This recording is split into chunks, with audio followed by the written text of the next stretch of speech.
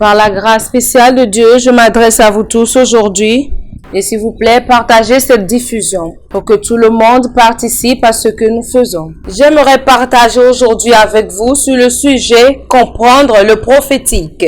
Je suis un peu inquiétée parce que nous vivons dans une génération dans laquelle beaucoup de personnes ne valorisent pas le don et la fonctionnalité que Dieu a missionné le prophète à faire. Alors nous parlerons de ce que j'ai titré « Comprendre le prophétique ». Le ministère prophétique, c'est l'un des 5 ministères dans Éphésiens chapitre 4, verset 11. Et la Bible dit qu'il a donné les uns comme apôtres, les autres comme prophètes, les autres comme évangélistes, les autres comme pasteurs et docteurs. Et au verset 12, il dit « Pour le perfectionnement des saints, en vue de l'œuvre du ministère et de l'édification du corps de Christ. » Alors nous réalisons maintenant que les 5 ministères, le docteur pour la clarté, le dernier doigt de la main c'est le doigt du docteur ou de l'enseignant, cela est pour la clarté.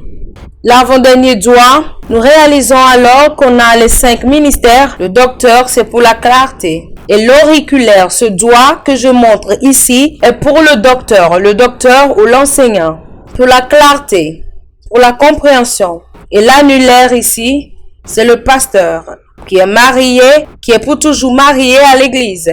C'est pour cela que le pasteur est dû aux brebis.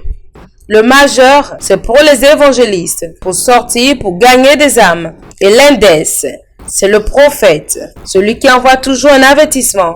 Et maintenant, le pouce, c'est pour les apôtres. Ils peuvent opérer comme prophètes, comme évangélistes.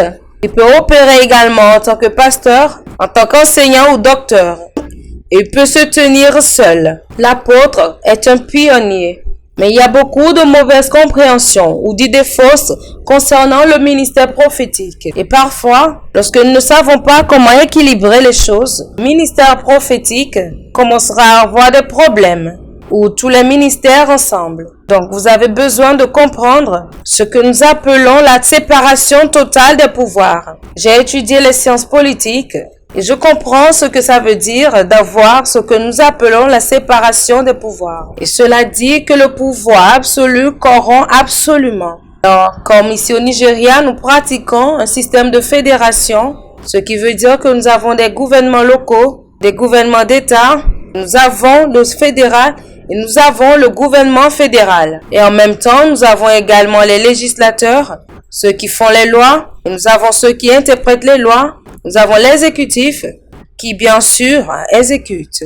L'exécutif qui est vraiment actif. Et toutes ces parties mentionnées ont des rôles qu'ils jouent. C'est comme cela que les 5 ministères sont.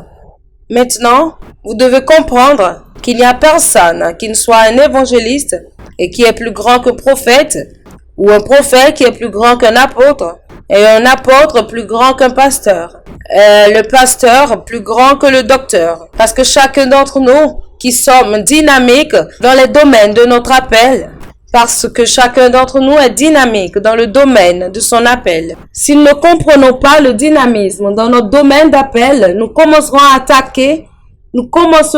nous attaquer mutuellement. Alors laissez-moi vous donner un exemple. Si vous avez étudié la médecine et qu'un avocat est en train de parler de la Constitution de 1949, de 50 et de tout cela, et il y a beaucoup de constitutions, et toutes ces choses ont à voir avec la constitution rigide, la constitution flexible, et tout cela. En tant que docteur médical ou un médecin, vous ne serez pas capable de défendre tout ce qu'il dit. Parce que l'avocat a été formé pour comprendre les lois. Et c'est ça le problème avec le corps du Christ. Tout le monde veut toucher à tout et être maître de tout. Restez dans votre domaine ou dans votre zone d'appel. Il y a des choses que le docteur ne peut pas comprendre par rapport à l'avocat. Il y a des choses qu'un avocat ne pourra pas comprendre par rapport au docteur. Alors cela ne fait pas de ce docteur un boiteux et cela ne fait pas non plus de cet avocat un boiteux.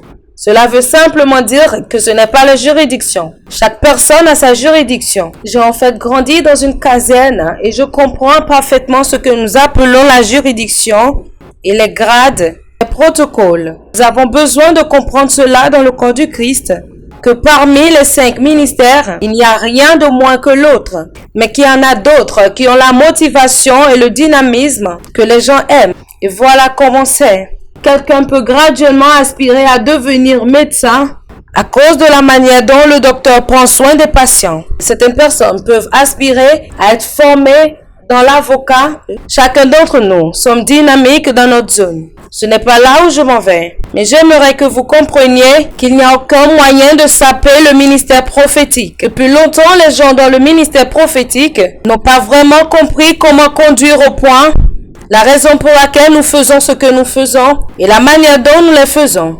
La Bible dit que le vent souffle et que personne ne sait d'où il vient. C'est ainsi que sont ceux qui sont nés de l'esprit. Alors vous devez comprendre que le ministère prophétique est un mouvement. Et laissez-moi commencer en disant que dans Genèse chapitre 1, versets 1 et 2, qu'au commencement l'Esprit de Dieu se mouvait au-dessus des eaux. Et Dieu dit que la lumière soit. Et la lumière fut. C'est ça le prophétique en mouvement. Pourquoi je dis cela? Chacun d'entre nous qui a été appelé, chacun d'entre nous qui est un théologien, ou un pentecôtiste, ou l'orthodoxe, etc., nous croyons